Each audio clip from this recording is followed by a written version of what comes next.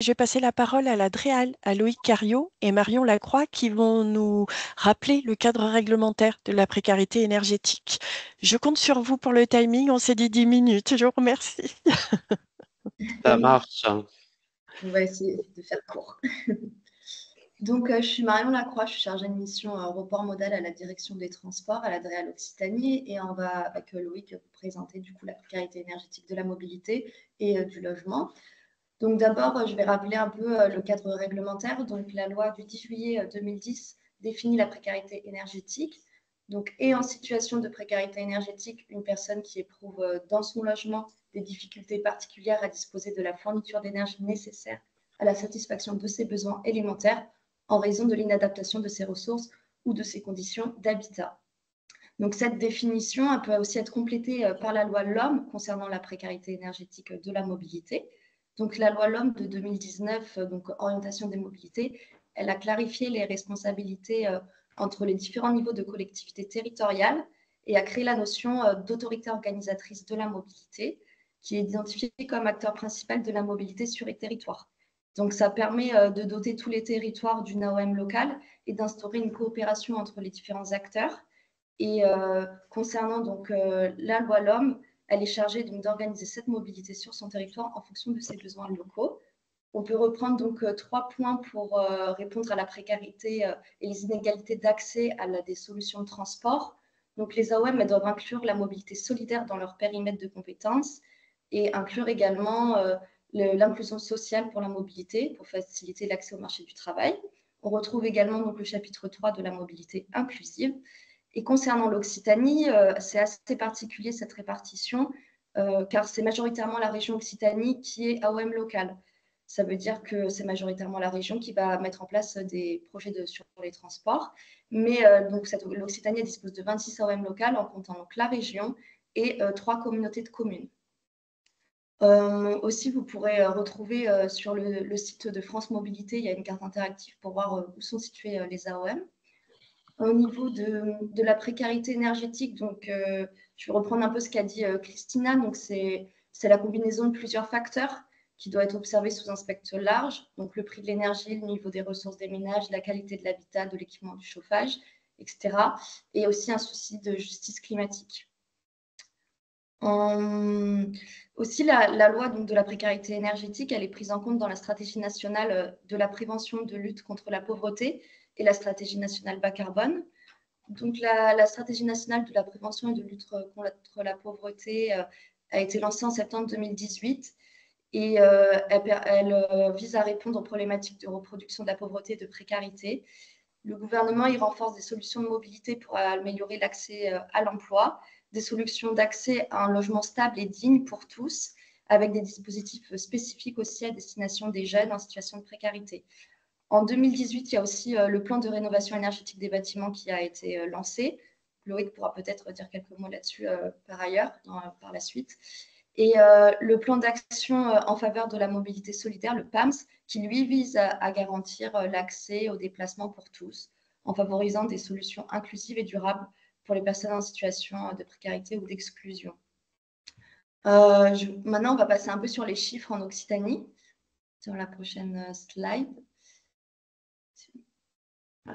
Bonjour.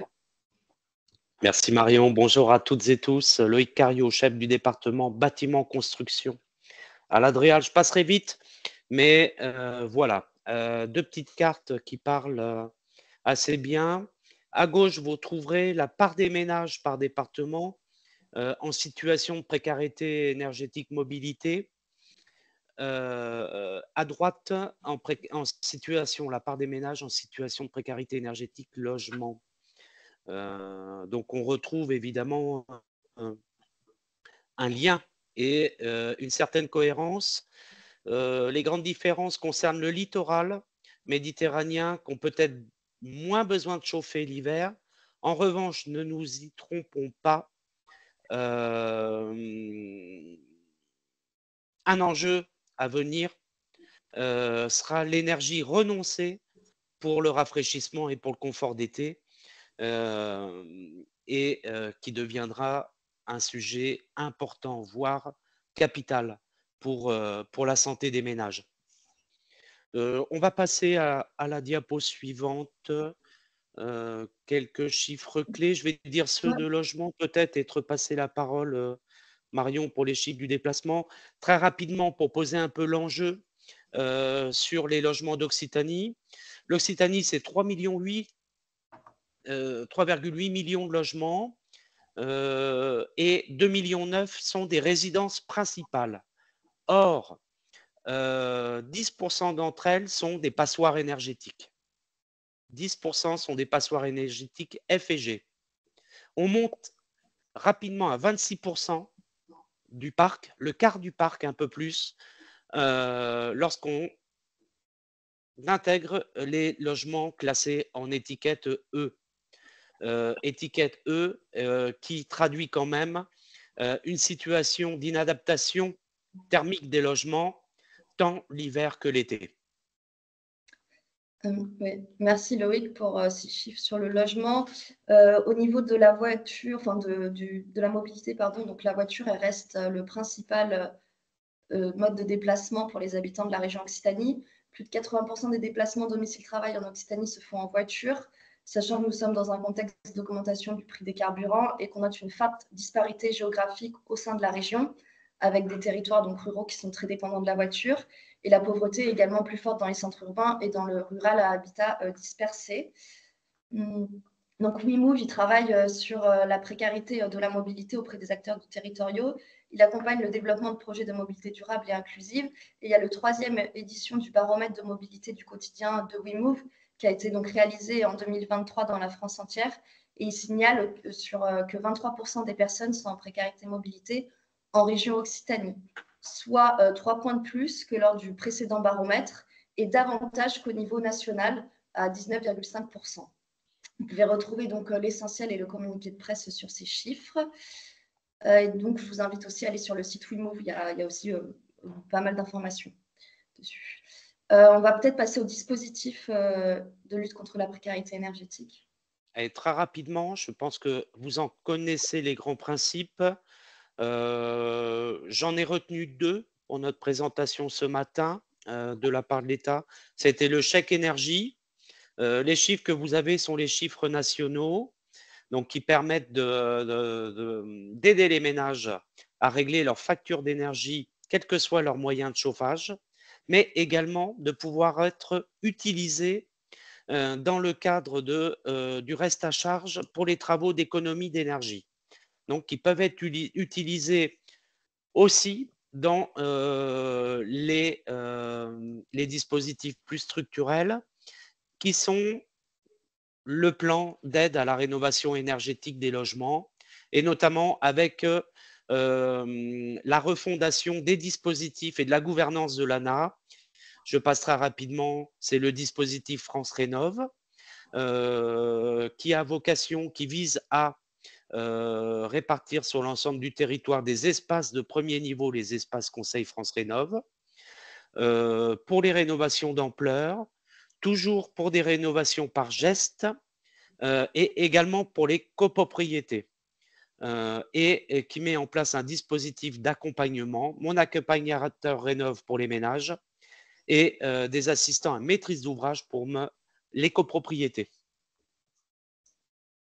Si on peut passer à la suivante. Donc, de mon côté, ça va être les dispositifs État sur la mobilité. Donc là, on vous a mis un certain nombre de dispositifs. Je ne vais pas tous les citer. Il y a aussi les liens. Au niveau d'un dispositif qui semble très important pour les collectivités territoriales, donc c'est le fonds vert covoiturage et le fonds vert mobilité durable en zone rurale.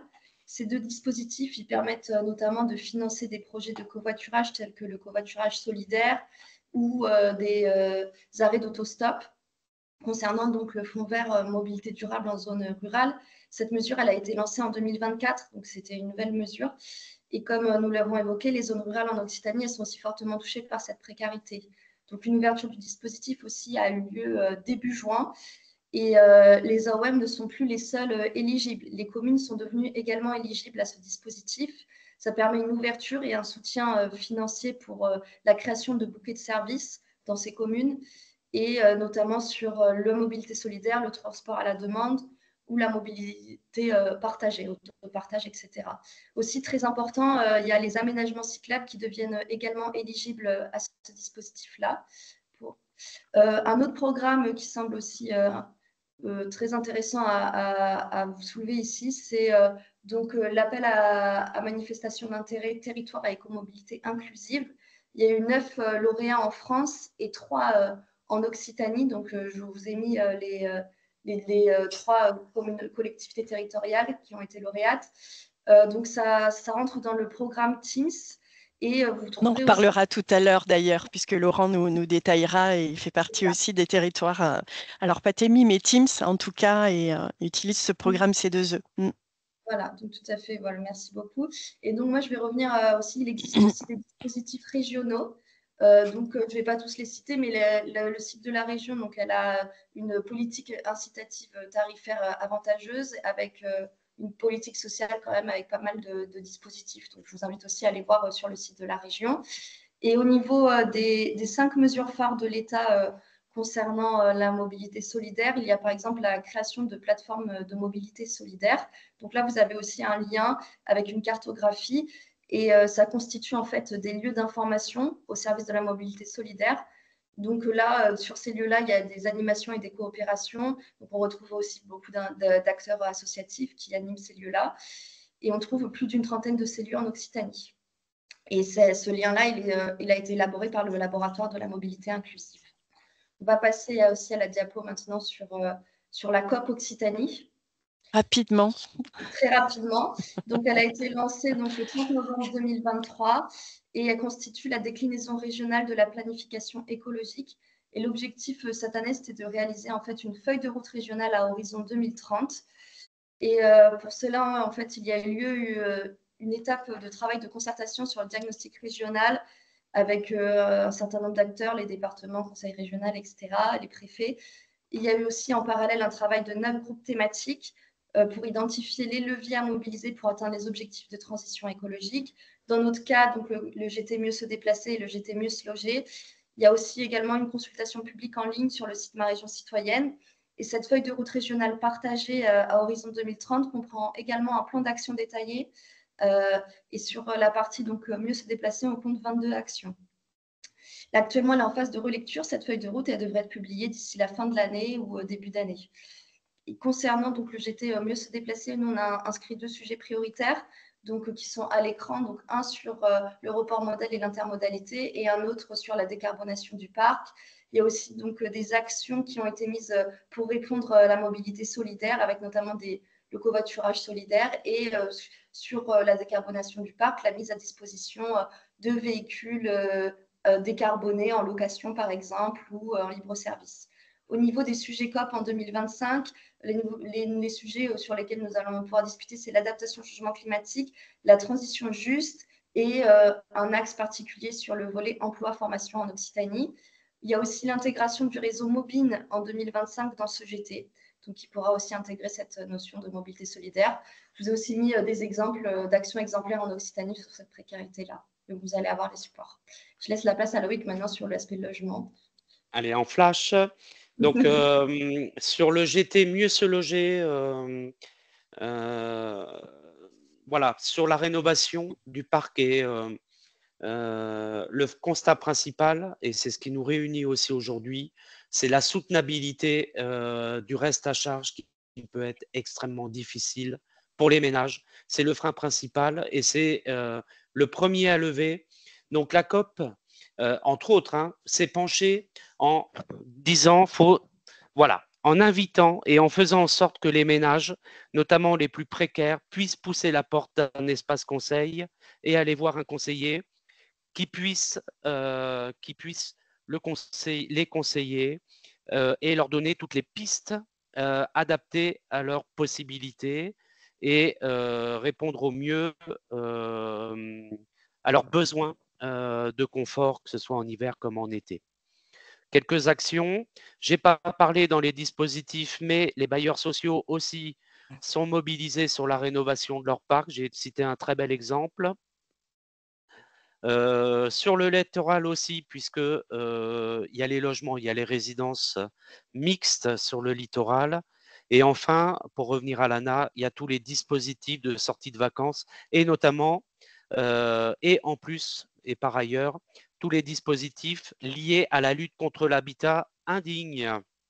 Voilà, merci beaucoup.